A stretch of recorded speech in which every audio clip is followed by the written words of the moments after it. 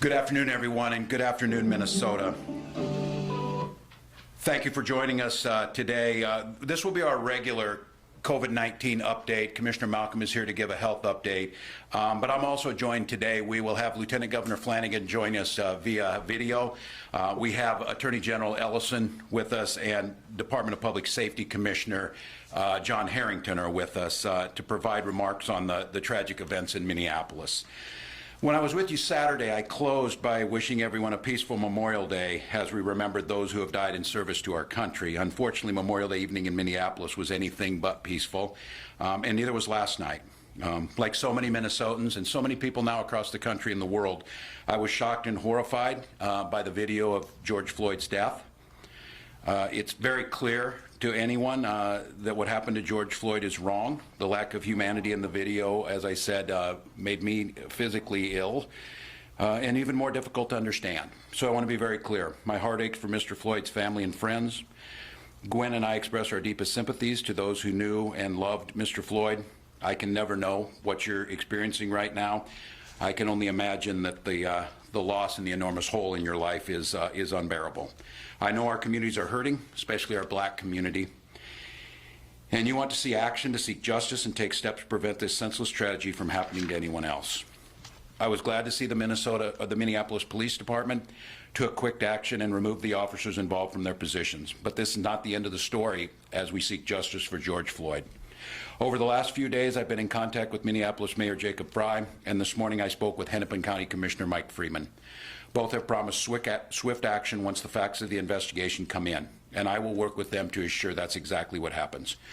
Our community has a right to expect an independent, thorough, and prompt investigation by the Minnesota Bureau of Criminal Apprehension, who will present its findings without recommendation to the Hennepin County Attorney's Office. Attorney Mike Freeman has said his team will review the findings, determine how to proceed in an expeditious manner.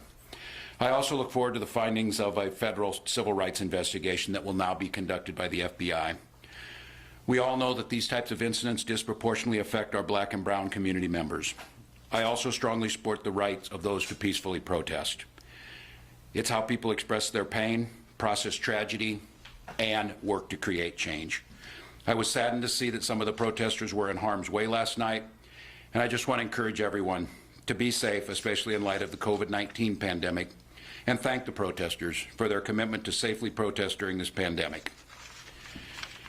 To all of those of you who are in pain, to those who are angry, to those who are afraid, I not only see you, I hear you, and I stand with you. We will get answers. We will seek justice. George Floyd didn't deserve to die, but George Floyd does deserve justice. Now, as many of you know, out of abundance of caution, Lieutenant Governor and I have not been at events together for the past 3 months. Avoiding the chance of both of us being exposed to COVID-19 has meant the Lieutenant Governor is working remotely with us every day. But before I turn it over to her, I think for many of you who know the Lieutenant Governor's work of decades of working on equity and justice issues, she's an important voice for all of us, and I'm just proud that she is helping us work through this tragic situation, trying to make sure that we do everything in our power to make sure that that fair, thorough, and fast investigation is done to move this process of justice forward. And with that, I would turn it over to Lieutenant Governor Peggy Flanagan. Thank you so much, Governor. I'm grateful to be able to join you in this way today. My deepest sympathies to all of George Floyd's family and friends. I'm so deeply sorry for your loss.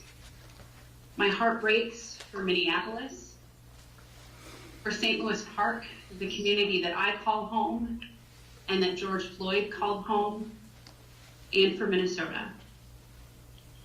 I'm also outraged that Minnesotans, especially Black Minnesotans and Black Americans, are experiencing the collective trauma of a Black man dying at the hands of law enforcement once again.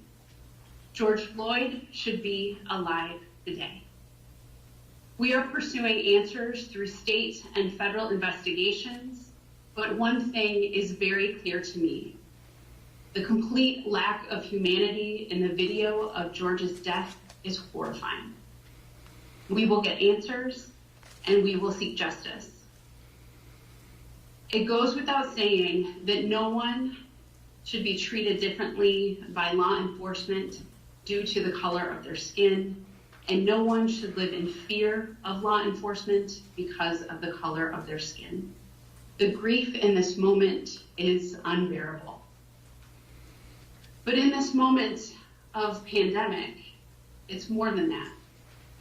Because the truth is that the same underlying issues of systematic racism that led to the death of George Floyd are the same underlying issues that have led to communities of color, especially our Black community, to be affected more by COVID-19 than the rest of the state.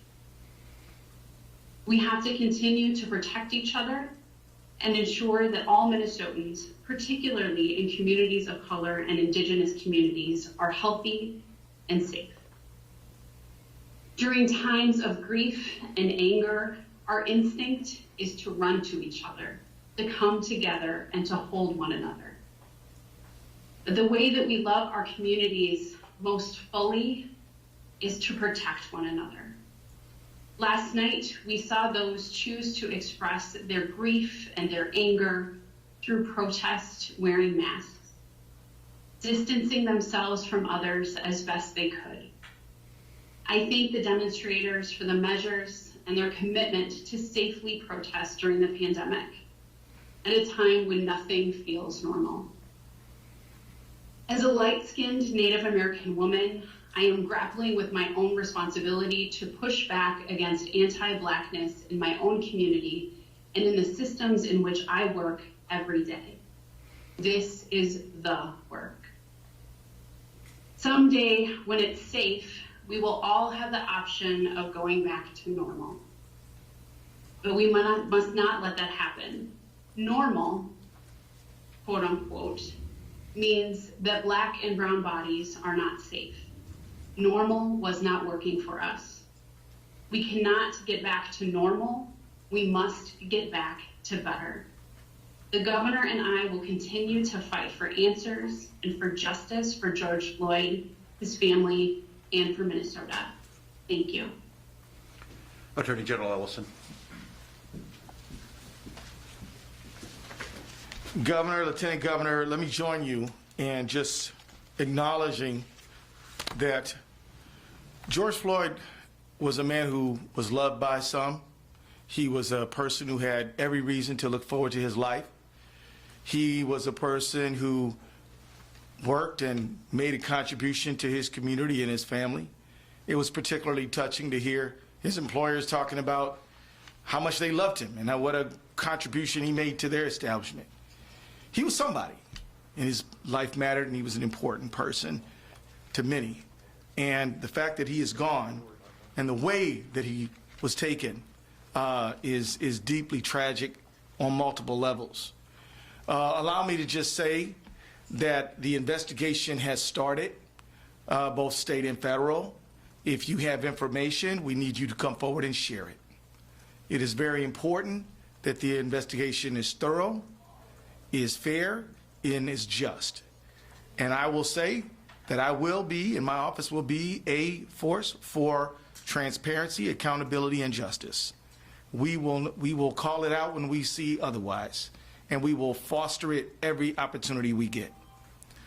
This means that at this point, that this investigation must proceed with a degree of objectivity.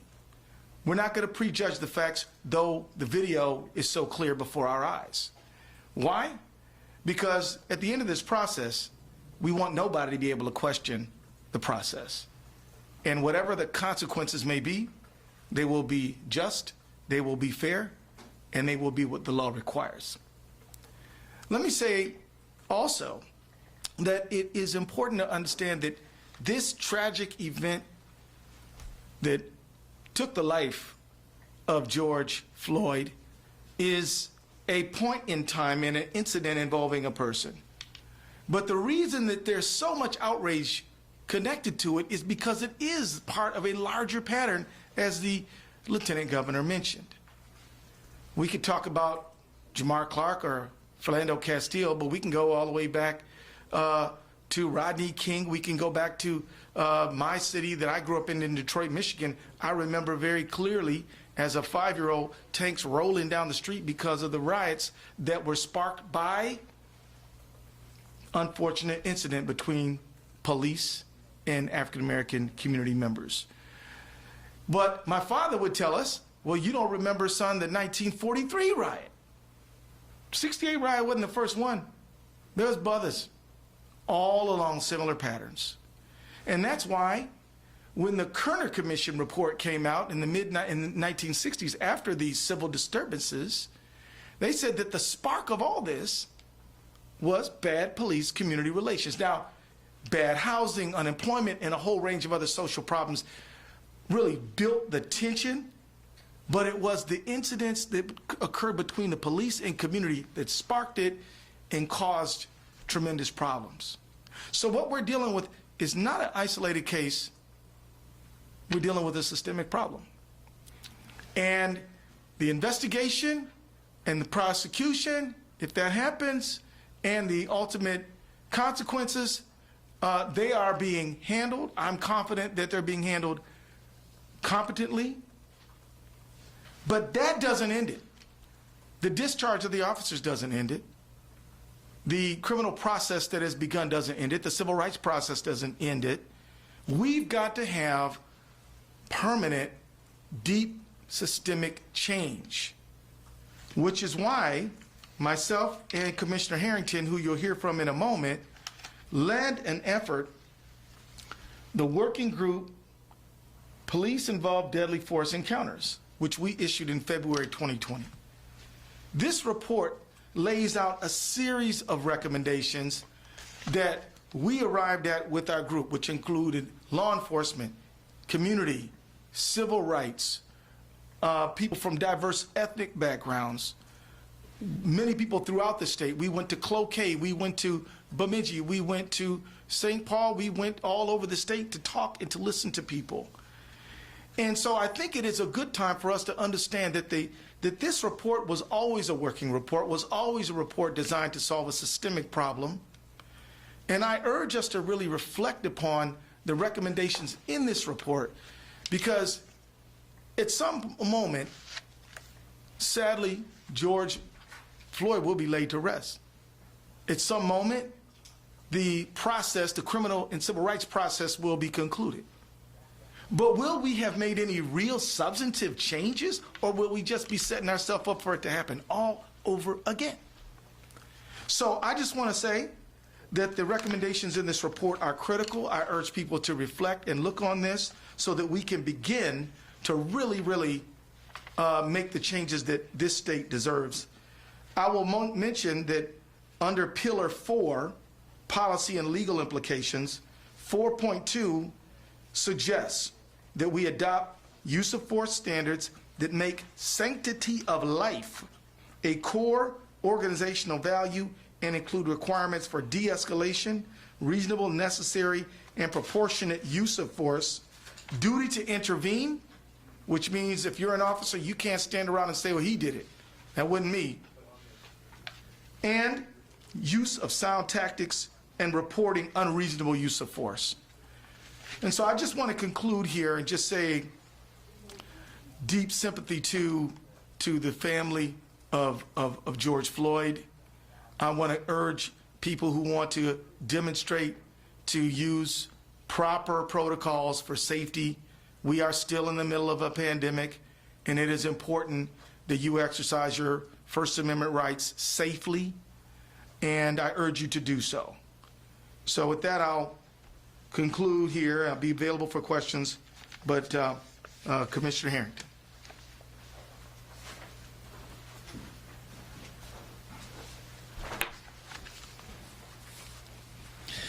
Good afternoon.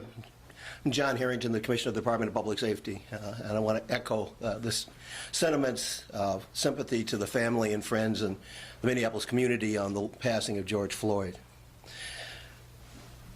I was alerted to this incident by the BCA. Superintendent Drew Evans called me to let me know that Minneapolis had what they believe might be an officer-involved death. not an officer-involved shooting, but a death that was part of a police use of force. The BCA, as the state investigative agency, moved quickly to take over that crime scene and to begin the criminal investigation. As part of that process, they reached out to the Hennepin County Attorney's Office, Mike Freeman, and in particular to Amy Sweezy, who has been the lead prosecutor in the past cases with Hennepin County. They began the process of gathering information, working with the medical examiner, working with the Minneapolis Police Department, and in conversations with Chief Madero Arredondo, it was decided that a civil rights violation really did appear to be occurring on that screen, as that footage that has revolted so terribly many people.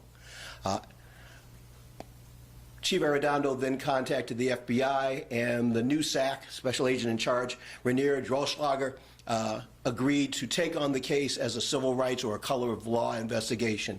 And Superintendent Evans and SAC Droschlager are conducting this investigation as a joint investigation. They are doing a parallel investigation, but the impetus behind this has been that we will do an expeditious investigation. We will make sure that this is not an investigation that lags.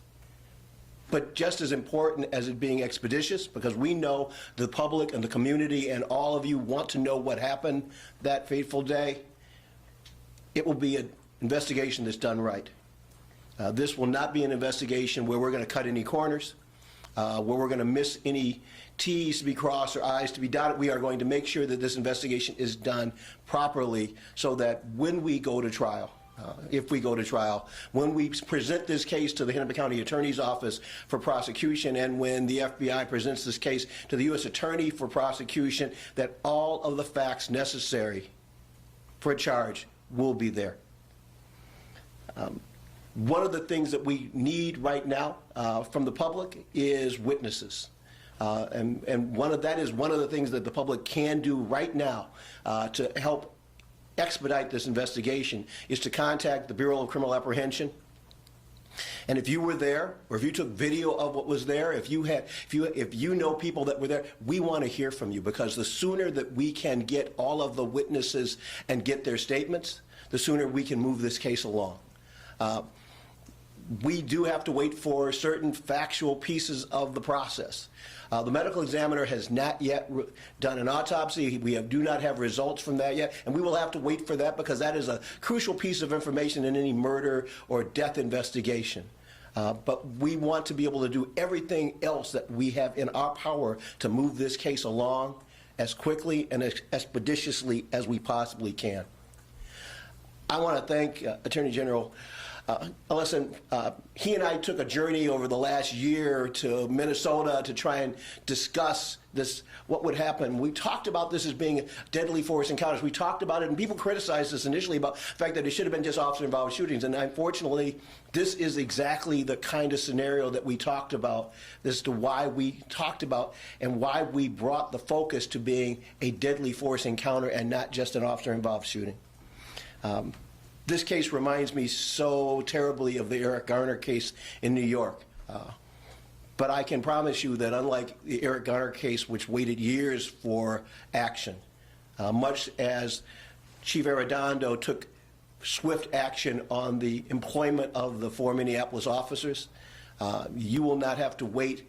There will not be a lag in time for the investigation by the BCA to be presented to the Hennepin County Attorney's Office. And I expect that you can expect to see progress made regularly.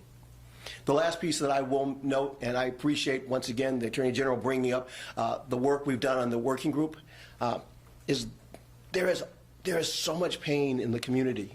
The video from last night was just an example of that pain being expressed, the trauma being expressed. And one of those recommendations we talked about is, how do we heal community?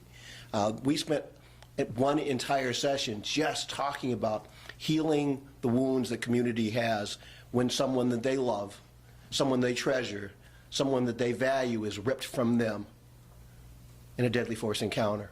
And so I will encourage all of us, state and county and local levels, to think about how do we help our communities heal? How do we empower those in the community that can bring us together? And how do we patch over the wounds that George Floyd's passing has opened? At this time, I will turn this back over to Governor Tim Walz to continue the briefing.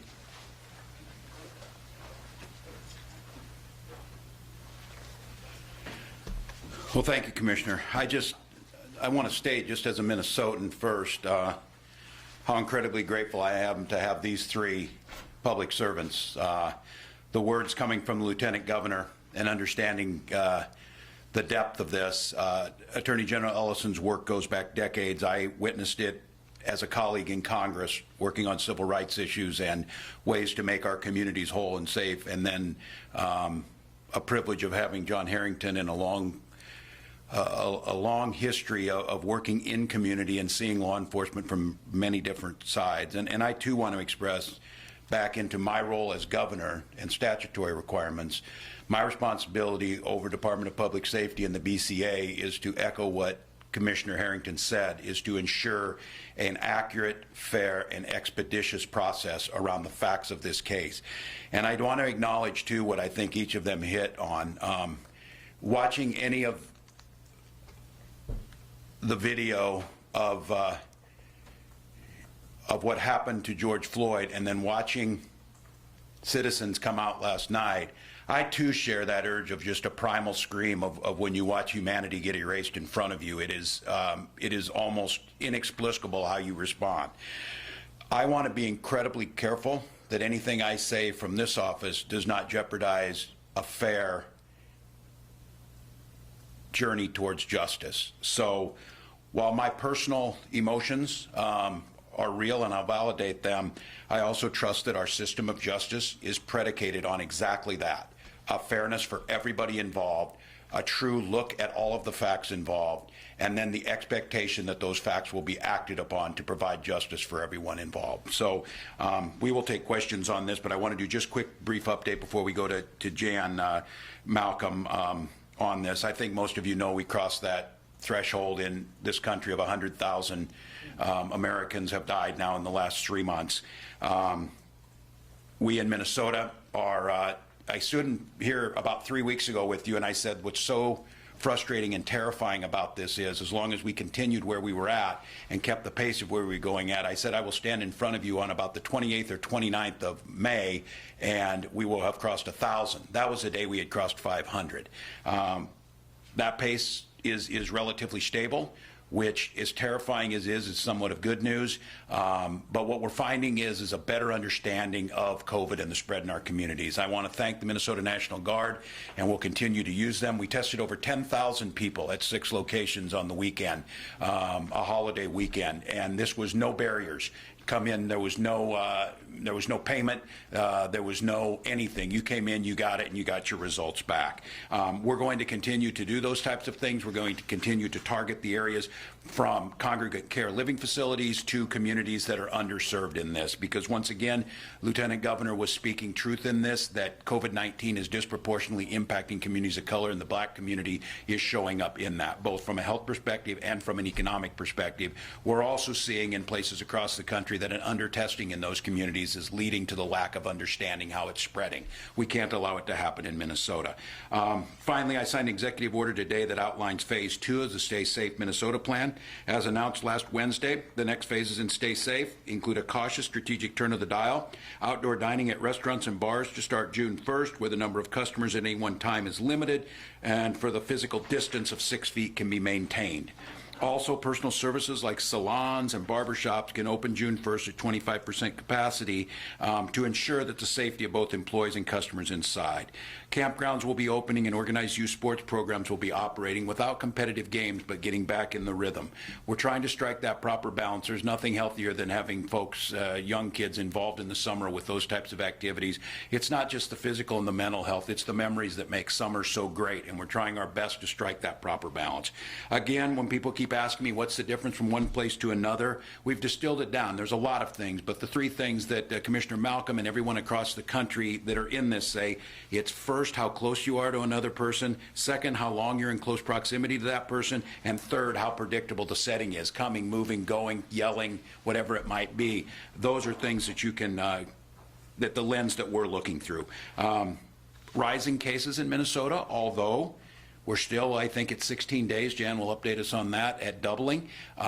Those areas of caution where we're at, we have 2 areas of the state where we're kind of in the yellow on ICU bed capacity, those types of things. But overall, we are maintaining, and again, we're getting, I think, as more data comes in, maybe being able to tell, is this a plateau or is it a calm before the storm? All of the modeling, both internally, externally, and from partners that we work with, seems to still show that the peak is still a ways off, but there is a degree of uncertainty that comes in that prediction, and how we're acting in terms of masks, in terms of social distancing, in terms of staying home if you're sick, that will have an impact on it. So with that, I will have Commissioner Malcolm give us a quick update, and then we will be open for questions on all the subjects. So, Commissioner.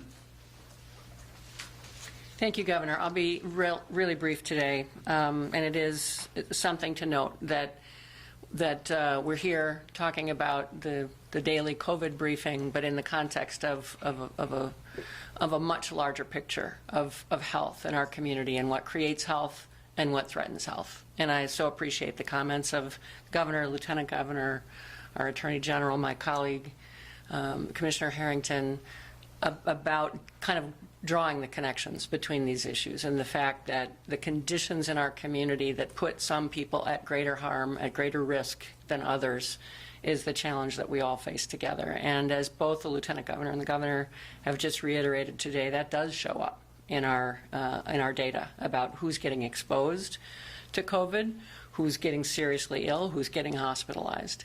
And as the Governor just pointed out, nationally, the lack of proportionate testing in the communities that are at greatest risk, I think, is clouding our picture nationally of where the risks are and where the interventions need to be concentrated. So I appreciate, though I'm very also heartsick about the context of today's discussion, and my sincere condolences as well. So as the Governor mentioned, we crossed a major milestone during the day today of over 100,000 United States deaths, 1.7 million cases, again, stunning speed of spread of COVID-19 across our country in just the last few months. Globally, 5.6 million cases and 350,000 deaths. Again, just a breathtaking speed of the impact of this pandemic around the globe.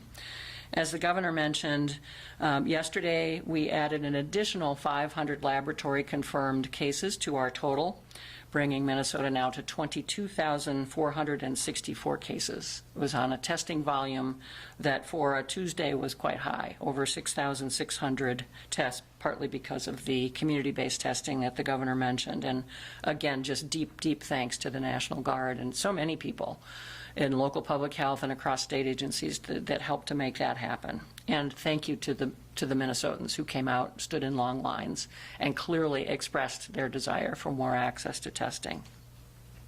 Sadly, we also are reporting an additional 33 deaths among Minnesotans, among our family and neighbors from COVID-19.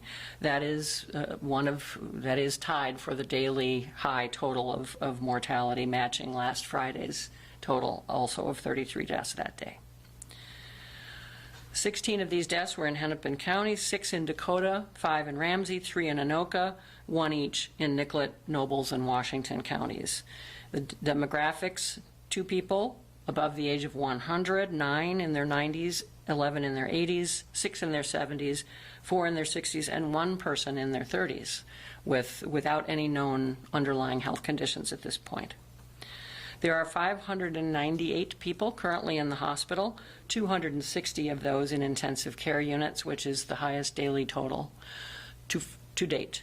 But as the Governor has mentioned, and I've mentioned in prior days' briefings, all of the data indicators are mixed. We see relative stability in the growth pattern, a moderate rate of growth toward what we still expect to be the peak later in June or even into July.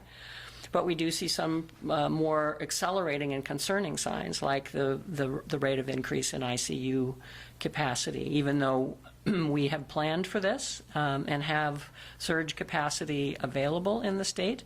The fact that a couple of our hospitals have already gone into that surge space at this point in the curve is important to note and gives us reason to be really, really watching these data. And as the governor indicated, some of the dial-back criteria that we've talked about, the doubling time in terms of cases looks good.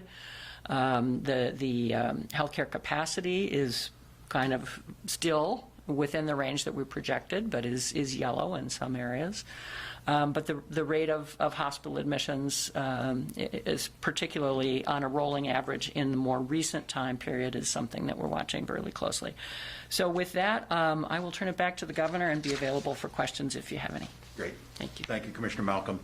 At this time, I think all of us would be, and I will make sure that the Attorney General and Commissioner Harrington are available for questions. So please go ahead to the press. Governor, let me start to you and to the Attorney General.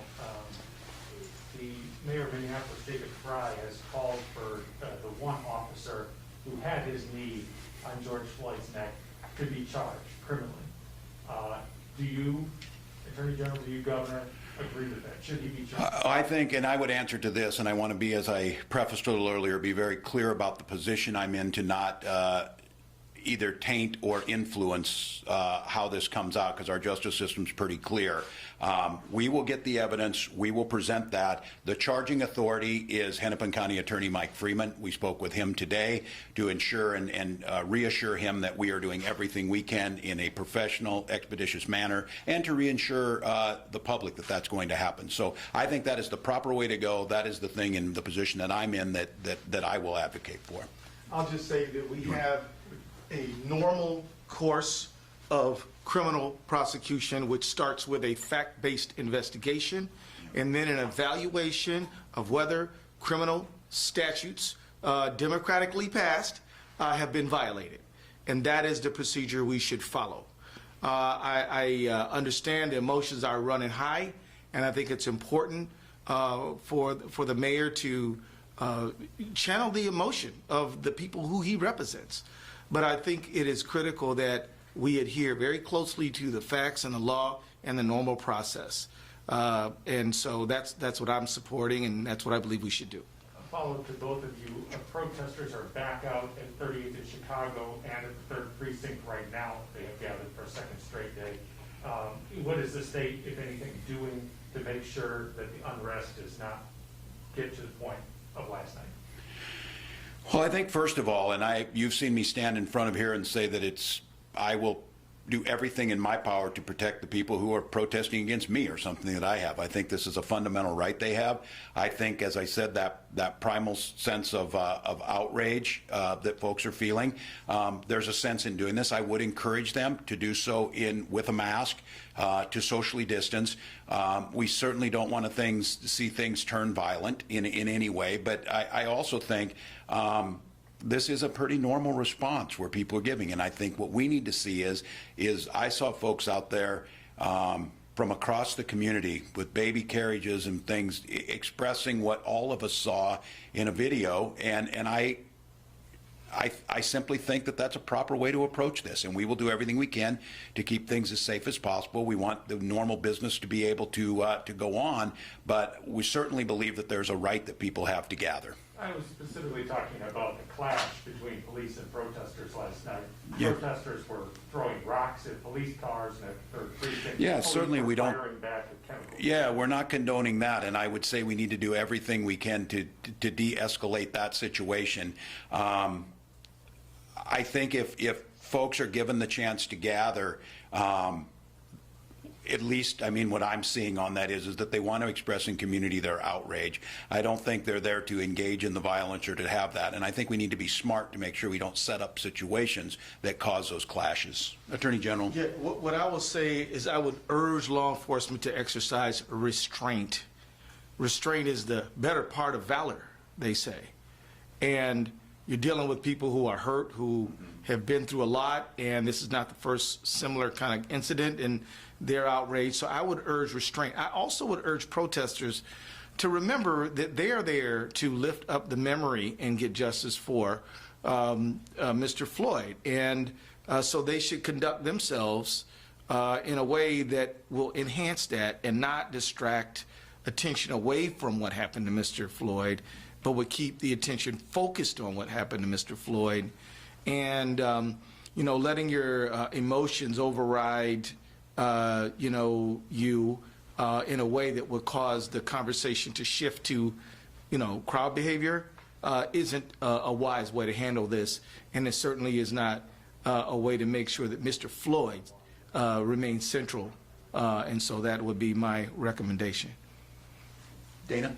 Commissioner Malcolm, can you talk a little bit about the public health concerns surrounding these large gatherings and also the police using chemical irritants forcing folks to cough during a pandemic?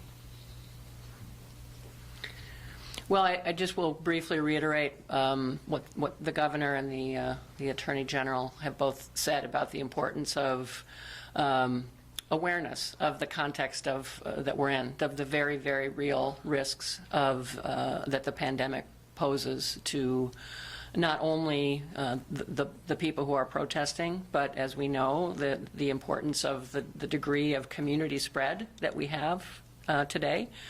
Not only puts the protesters personally at risk, but the larger community as well. So, just again, a plea for people to be careful and to be mindful of those health guidelines and the importance of distancing and masking.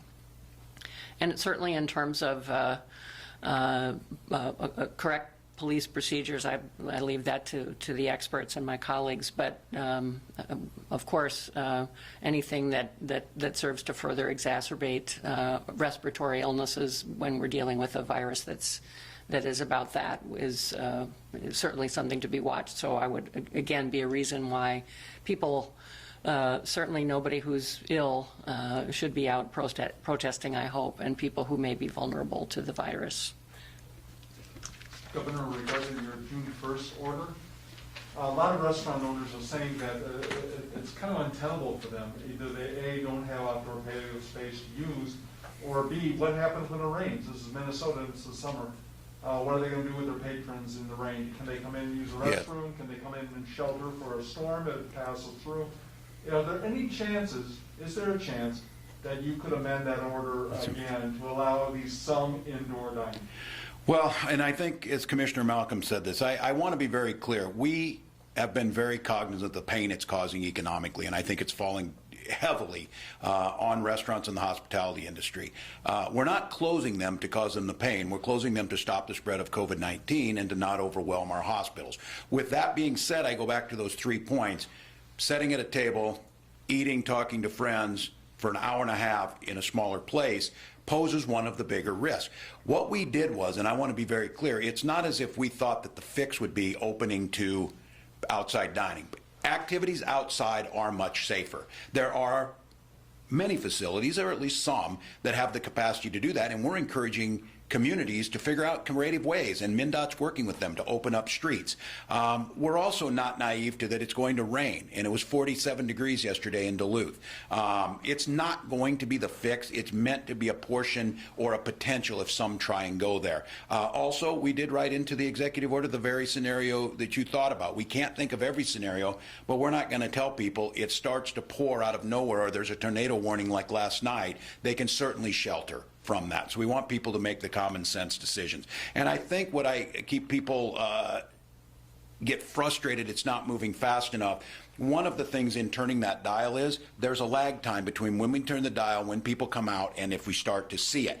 And I think we're trying to see if what we did here a couple weeks ago when we started retail back, when we started more things happening, are we seeing a surge? Is that adding more cases? So I don't think you'll see it by June 1st, but I had an extensive call with the hospitality industry. They were spectacular, and I want to just call it out again. When they're expressing their frustrations or ideas of trying to open, that is collaborating with us trying to get there. And so we are in close collaboration with them. We're talking about it. That is the next step on the dial, obviously, to open up some of these places. We're talking to them and talking to health about what makes sense. They would tell you opening up at 25% internally because they're different from other businesses. They have a certain staff, no matter if you have 50% or 25%, you still have the same amount of staff. So it won't happen before June 1st, but what I tell them is we're taking very seriously what the next step of that is. We're using the data the best that we can. We're trying to accommodate. And I would tell Minnesotans again, for every one of these things we put out, there's 1,000 exceptions to the rule. To use common sense, to mask up, we're certainly not trying to put people in a bad position. I am seeing places like Stillwater, I think, are being very creative with their main street. They're basically turning it into an area where they can open up some of these. But again, it was never meant to make people whole. It was one step in the direction.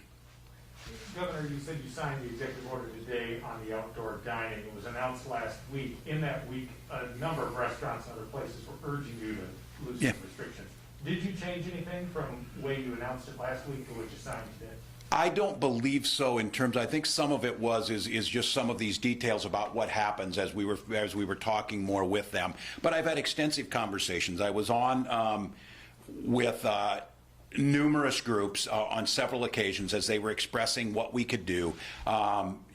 Their passion inspires me. I mean, these are entrepreneurs. We didn't change anything at this point, but I think our whole goal is what you've seen, that we have been moving this dial. We announce it ahead of time. We put the things in place, we do it, and then we immediately start on what the next one's going to look like. And I think we've got a jump start on that. And I think the thing that this is both frustrating, and I wanted to be clear to folks that we're having the data help us drive these decisions. We didn't put a date and say, we're not going to do anything till June 15th. We did not say that. Now, from a health perspective, they may say you should put a gap in between there to see if you're getting people sick from these outdoor situations or whatever you're doing. But I think as the situation evolves, as we have more data, we were very purposeful about that to tell them after June 1st, we're prepared to look at what this next steps looks like. So that's what's happening right now. That's what we talked to them about. Any timeline for what the next? No, I don't think so. And again, I wished it, and this is, in any business, predictability is the number one thing you want. COVID-19 is predictable in some ways, and in other ways it's very much not. And that's where we're at. But we're starting to get a data set, and again, I wish I could see it. I keep asking and pushing hard, are we at a plateau or is this an anomaly? What's going to go further? And when we look at, and fascinating chart and putting me in front, when they run these models, they run them 10,000 times. And we've now collated all of those of 4 major models with 10,000 runs each into a picture of all the lines and what they look like to try and get a better idea on that. In most of those, it still looks like we're on the front end of that. But again, depending on how well we have social distanced, how well we are doing the things necessary, we may see a front end on that. And that will, of course, impact when we start to make a change. Because again, if we were past the peak and on the other side, these decisions would be easier to make. We're not there yet. Along those lines, Governor, we've got a lot of questions from sports about is there still a chance we're going to see professional sports in Minnesota this summer? What would have to happen for that to become a reality? You see some of these leagues are gearing up for something, but we don't know if that's even a moot point tonight. No, and I spoke with Major League Baseball Commissioner Manfred a while back, talking about the things that needed to be in place. I will have to be candid in that we were talking about the health side of things, what the broadcast would look like, what the cleaning crew would look like, on that. But I remember thinking at the time, I think one of the holdups here is probably going to be labor relations for this, and it seemed like there were more complexities. It's certainly my goal. These are important parts of who Minnesota is. And I think just like all these businesses, if there's a plan to do it, I certainly think it's going to, again, in the short term, it's not going to be with spectators, but just like today, I listened to folks out there. We opened up racing without spectators. So from horse racing to stock car racing to motorcycle racing, some of these things. And those of you up north in Brainerd area, you know how important this is. And I think we're trying to learn from them. We're seeing things that are put out there between the professional sports, NCAA, and some of these others, what we're seeing with NASCAR was able to do. I think there's a potential that that's how we're trying to move. So I think if it's possible, and I know that NHL is looking, and they're looking at Minnesota being one of their sites for their 2014 playoff, we certainly want to be a part of that and work with them. And if it's at all possible, and again, this will be health helping with them, you know, how the teams are going to live together, what it would look like to put two teams in target field, how they, you know, they've thought a lot about this. The broadcast would be remote from one site. It would go to both teams' broadcasters outside the facility. I mean, they put thought into it, and that's what we're working with them to get going. So I think there's a potential there that we can do that. A couple questions from my colleagues. First for Commissioner Harrington. Can you assure Minnesotans that the BCA will deliver a fair investigation? Yes, I can. I have just the absolute bedrock trust in the process that Drew Evans and his team at the BCA is working through. Not only do I have faith in that, but in the last year, as part of the working group, we had outside experts review the process that the BCA uses, and they validated that we are doing it the right way.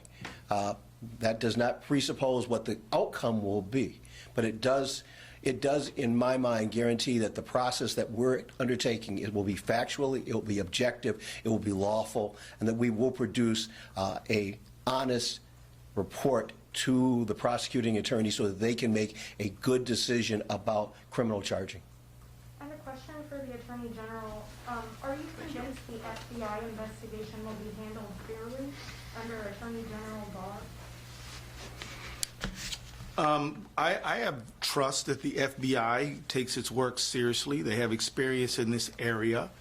I can also assure you that if we do see any evidence of a lack of fairness, that we'll raise those issues.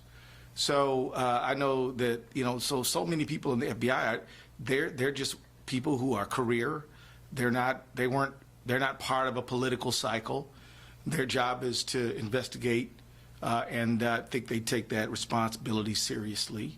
And I will also say that I've worked productively and constructively with U.S. Attorney Erica McDonald. I believe she is a person of integrity.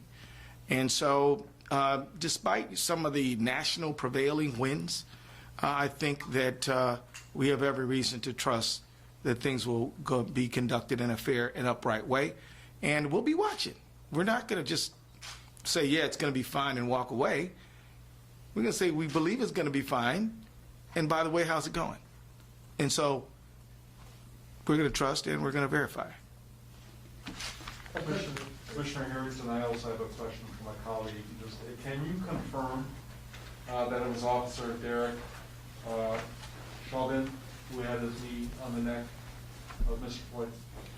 I can't confirm. It's an open investigation at this time, so I can't give you any information about what's in the internal reports at this time. Governor, questions, and Commissioner Malcolm, questions from colleagues here. Wondering if you are tracking any surge in cases among children or any outbreak in a child care center. Yeah, thank you, Jim.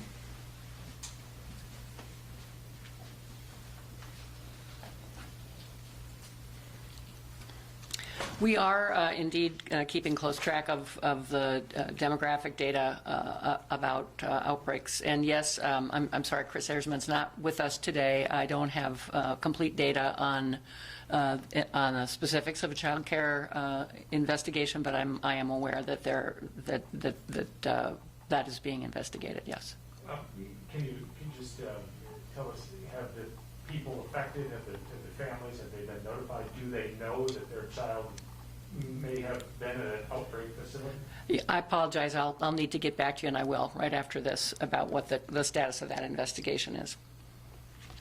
Commissioner Malcolm, have you seen anything regarding asymptomatic testing? I know we talked a little bit about with the National Guard doing some of that. Have you seen any results coming from that give you any kind of thought moving forward? We've not gotten a breakdown yet of the testing results from this weekend, but we are looking forward to that as a really helpful additional insight into what's happening with community spread.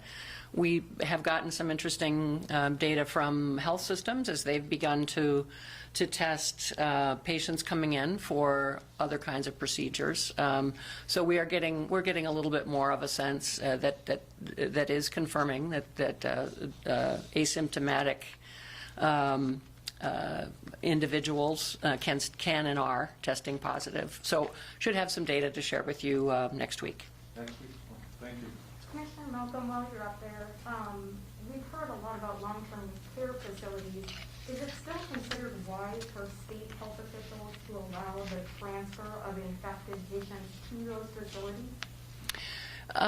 That certainly is a question that a lot of people are asking, and as I think I mentioned on a call last week, that has been an affirmative part of our plan all along, was to get people out of the hospital as soon as they no longer need hospital level care for their own protection. Healthcare acquired infections are a real concern, as well as to free up acute care capacity.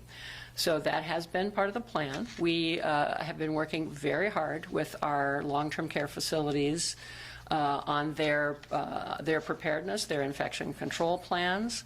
I will say that we think it's a good idea to kind of take stock of what we've learned. We're going to be having a conversation with stakeholders across multiple spectrums just to assess that. Certainly the governor and others have asked whether we should be looking at setting up some specific facilities to be able to take more of that. We're as I've mentioned earlier, each facility that has positive cases has a nurse case manager from the health department who works with that facility and who's very aware of the current status. So I think we're making careful decisions in that regard, but it is a fair question and something that we're going to be revisiting and having more conversations about. I was on a governor call, and this is one that comes up a lot. I would note, and we talked about this, in so many of these things, there's folks that seem just so obvious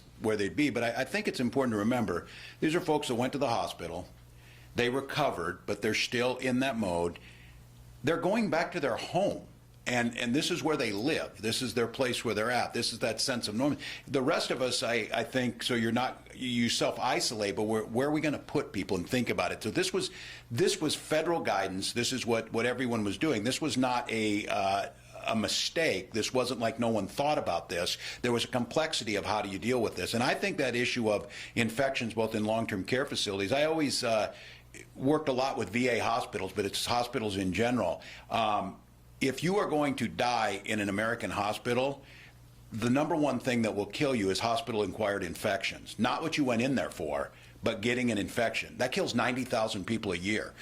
So infection control, and I think one of the things is, and I applaud Commissioner Malcolm, the legislature, and our administration last year, as you knew, Minnesota was one of the last places that had any type of regulation over long-term care facilities. We were able to pass that. The problem is, before we were able to implement all of those changes, COVID-19 came in. So I think it's a fair question. I think it's one, though, that there's a complexity around it, both the humanity of the people and this sense of spread. We're tracking it very closely. And I think, again, you recall when we were having the discussion early on about personal privacy or whether to put these, things out there, the names of these hospitals, I think we made the right decision on that. But it panics people. I mean, people say this, if it were you, would you put your mother in one of these places right now? And that's a question that we all are asking ourselves to get it. So I appreciate the question. Question for Commissioner Harrington. Sure. Will the BCA release the body camera video of the Floyd case before the investigation is over? If you have the authority to do that. I will have to talk to both the Henry County Attorney's Office because I know there has been concern in the past about releasing body cam video as it may prejudice public and prejudice a jury. So I would have to consult with the Hennepin County Attorney's Office before we did that. So that would be something that we have done before. But as I understand the rules and regulation around that, there is typically a tipping point that there is a public interest that is overriding the normal rules of criminal procedure of keeping evidence confidential until the case is presented. You said an expeditious investigation. Are we talking weeks or months? Days. I would say that we are probably talking weeks rather than months, but that is to say, I don't know where the investigation will lead. I do not have control over, for example, the medical examiner and the results that they will come back with. And there are some parts of the process that the BCA does have under their control, but there are parts that do not. And so we have to work with all of the systems that will provide evidence before we can present the case. Just to confirm, no autopsy as of this moment right now? I have not gotten autopsy results as of this time. Commissioner Malcolm, to piggyback on that asymptomatic question before, another question for my colleague. Do you have any information about a long-term care facility where dozens of staff tested positive last week despite some having no apparent symptoms? And if you know about that, where did it take place and what's being done about it? I do not know the specifics of what facility that might be. We are testing aggressively in long-term care facilities, and we've tested some 40 facilities, all staff and all residents, since the development of our 5-point plan. And we have many dozens of facilities scheduled for testing in the coming days and weeks. The goal, as you know, is to test every facility with any cases at all. So I do know that we've done a lot of testing and found places with more staff testing positive, even if they're asymptomatic, which is kind of what we feared, what we expected, frankly, and that does put additional pressure on the staffing challenges that many of these facilities already face. So we've been very busy trying to stand up staffing support to the facilities so that when we find a situation like that, we're able to help the facility continue to be able to provide care. You said you tested 40. How many more are on the list to be done? They will continue to be scheduled. I think we've got, I believe, 30 more scheduled for testing between this week and next, and that number changes each day. I think I mentioned that we created a survey tool so that facilities can ask to be tested. Now, many of them have relationships with healthcare systems, and they've already done some testing, not relying on the state's resources. And we're still trying to get our arms around those data, because we don't always get those reports. We get reports of positive cases, but we don't necessarily have the full data picture of places that have been tested and what the positivity rate was, because we don't have the denominator of the negatives. Governor, a question from Bill Warner. Would you support allowing the state to take over the Minneapolis Police Department on an interim basis to ensure that all officers observe state human rights laws? Well, I think Mayor Fry and his response on this and the police chief in Minneapolis, this is a direct responsibility to them. I know the community's frustration around this. I think at this time, as the Attorney General has clearly stated, we have a process in place. I think this report that was done is valuable. It's one of the things that we pushed. Two of our leading law enforcement folks in the state engaged numerous communities, but I think at this point in time, that deep dive that we're going to have, and I think people are out there, and I hear them saying it, you know, we hear it every time, we need to improve police-community relations, and then the next one comes. It sure seems like COVID-19 has given us the opportunity, as Lieutenant Governor said, to not go back to a place of normal. But at this point in time, there's so many complexities in this. That's not what we're focusing on. We're focusing in the short term on certainly justice in the case for George Floyd, and then the implementation of some of these suggestions. And a lot of hard work went into this, and I know there's community folks that were out in California sharing some of this over the weekend with folks out there, because this is unfortunately not just a Minneapolis or a Minnesota issue. This is nationwide.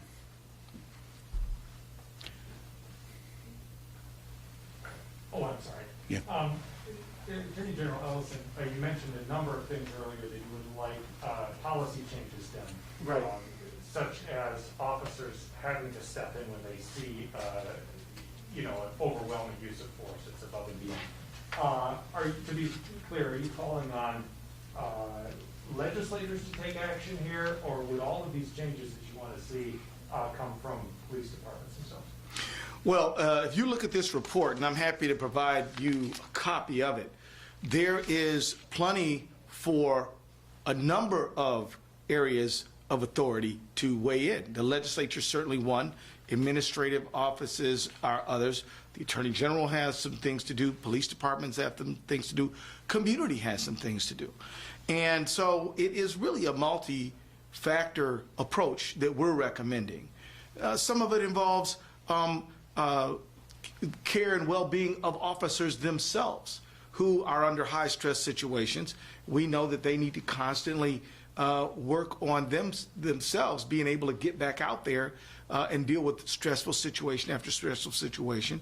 But it also is community healing, as the governor has talked about, and a range of things. I mean, I think Commissioner Harrington has already implemented some things he has power to do, like establishment of a liaison for families involved in deadly force encounters.